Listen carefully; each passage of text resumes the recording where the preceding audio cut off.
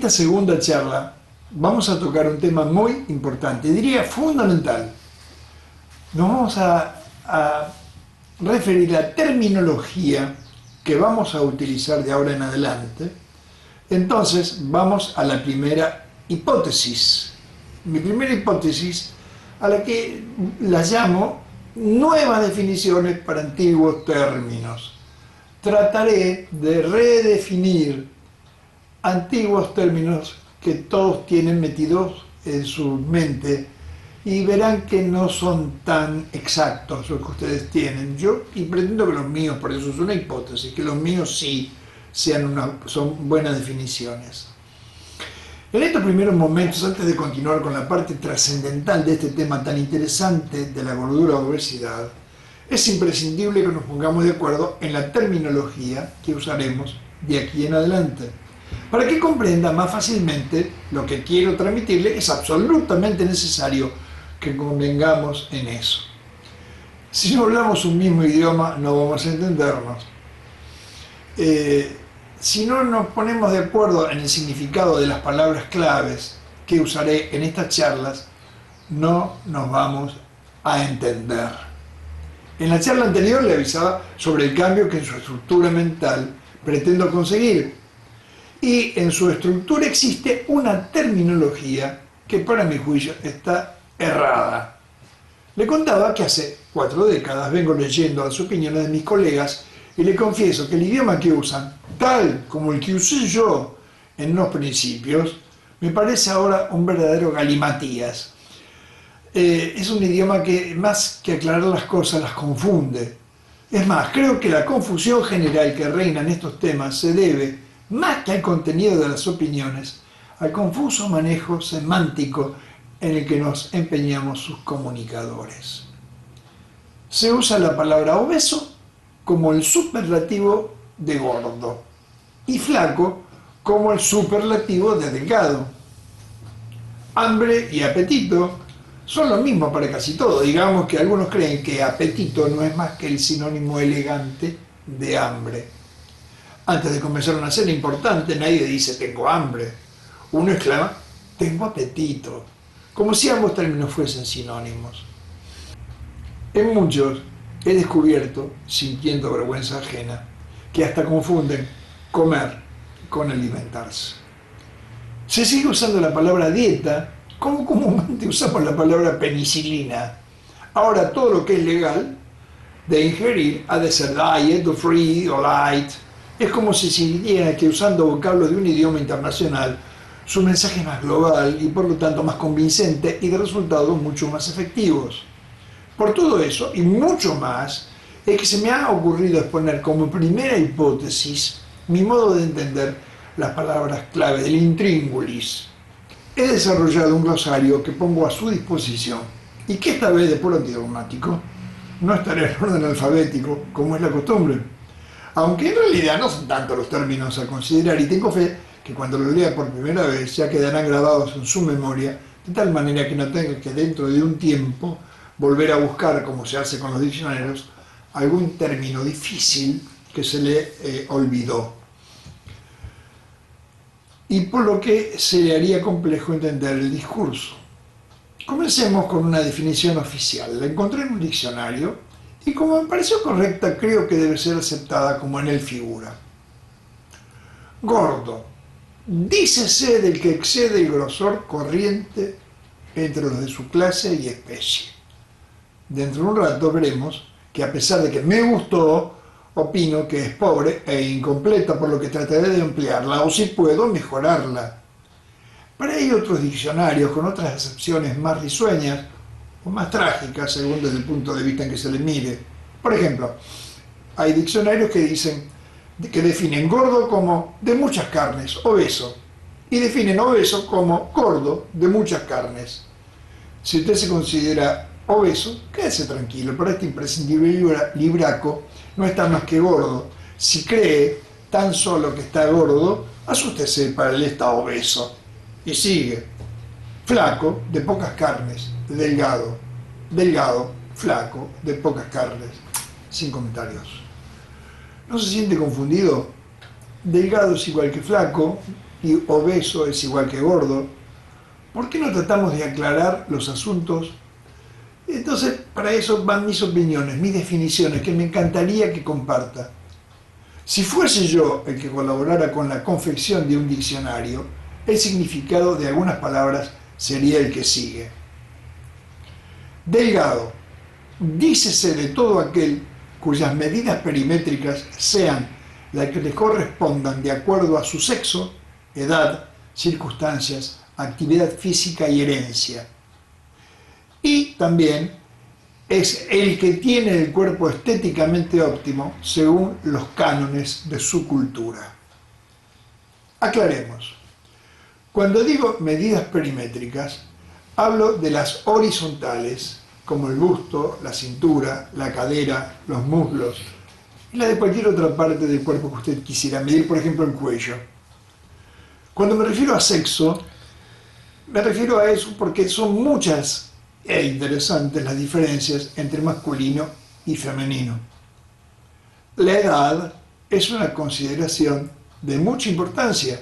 A medida que transcurren los años, el grosor corporal va aumentando, especialmente en el sexo femenino, por un proceso fisiológico y normal del que hablaremos en su momento. También son muy importantes de considerar las circunstancias. Haber engendrado hijos o no son circunstancias muy diferentes. El haber o no consumido anticonceptivos, el fumar o no fumar, el haber consumido anfetaminas o el haberse salvado de ellas es otra circunstancia, ya lo conversaremos, que ha de ser tenida muy en cuenta. La actividad física marca muchas diferencias. No es lo mismo no hacer nada que desarrollar una actividad vigorosa. Y la herencia es lo fundamental. No es igual descender de árabes que de japoneses, de ingleses que de vascos. ¿Y la mezcla genética que le han dado origen? Flaco, dícese de todo aquel cuyas medidas perimétricas sean inferiores a las que le correspondan de acuerdo a su sexo, edad, circunstancias, actividad física, herencia y cultura.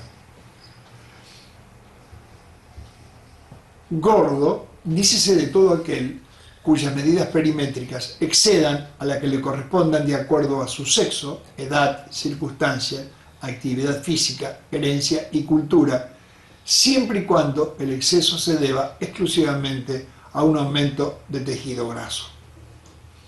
A mi modo de ver, todos los gordos pueden ser divididos en tres grupos. Gordos accidentales son todas las personas que, habiendo sido delgadas hasta hace poco tiempo, por motivo fortuito engordaron, se casaron, dejaron de fumar, de hacer actividades físicas, cambiaron de estilo de vida. Gordos obesos son los gordos que lo están desde hace mucho tiempo, sin importar cuál sea el grado de su gordura.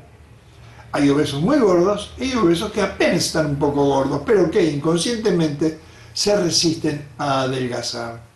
Esto lo verá más claro en las próximas charlas.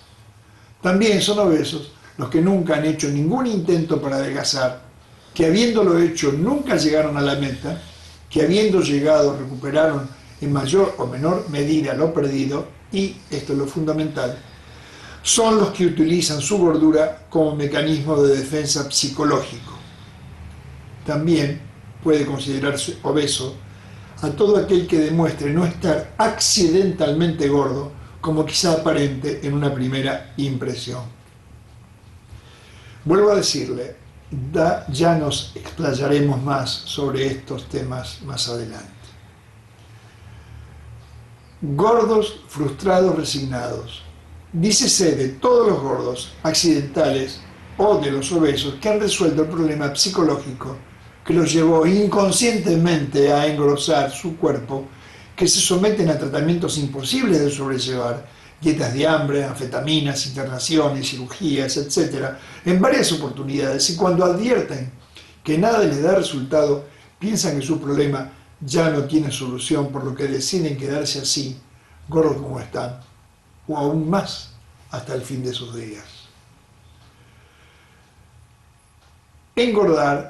Engrosar un cuerpo gordo a expensas del aumento del panículo adiposo hasta obtener medidas superiores a las óptimas que correspondan a la persona que se somete a ese proceso. Adelgazar, afinar un cuerpo gordo, disminuyendo el grosor del panículo adiposo, o engrosar un cuerpo flaco aumentando la masa muscular y o un muy afinado panículo adiposo hasta llegar a tener la imagen óptima que corresponda a la persona que se somete al proceso de adelgazamiento.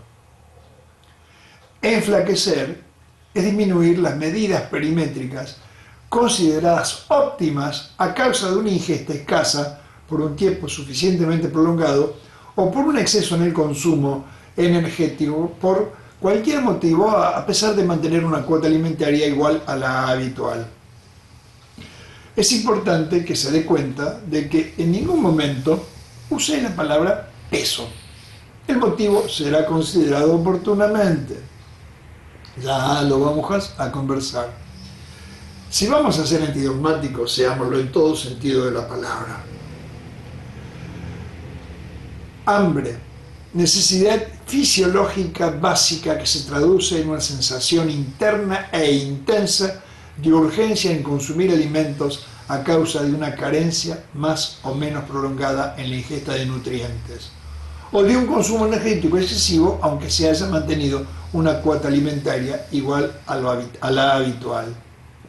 Apetito es el deseo psicológico de ingerir determinado tipo de alimento, aunque se carezca de hambre o se sienta la más intensa sensación de saciedad. ¿Se ha dado cuenta de la diferencia entre hambre y apetito? Ven que no son lo mismo.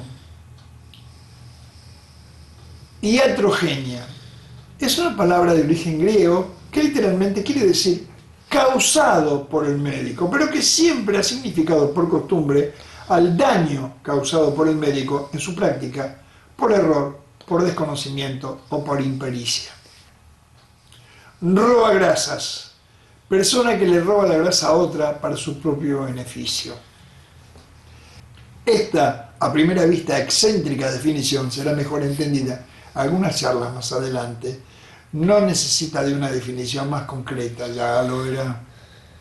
Y he dejado para el final la palabra que se me ocurre es la más sonora. Dieta, manera habitual de alimentarse de cualquier persona acorde a sus costumbres, posibilidades, cultura o apetencias personales. Para todo el mundo, incluso para algunos diccionarios, esa palabra significa un modo dirigido de ingerir ciertos tipos de alimentos. Tiene una connotación más terapéutica que cultural o costumbrista. Dieta para diabéticos, dieta para cardíacos, dieta para nefrópatas, o sea, para quienes sufren de los riñones, para dislipémicos, o sea, los que tienen alteradas las grasas en su sangre, dieta para adelgazar. Son ejemplos. El uso terapéutico de esa palabreja me displace. Pienso que la gordura para nada se resuelve con una o con otra dieta. Si le ha gustado lo que acaba de escuchar, si siente que tiene visos a ser interesante, por favor, compártalo con sus amigos, denle un like y suscríbase.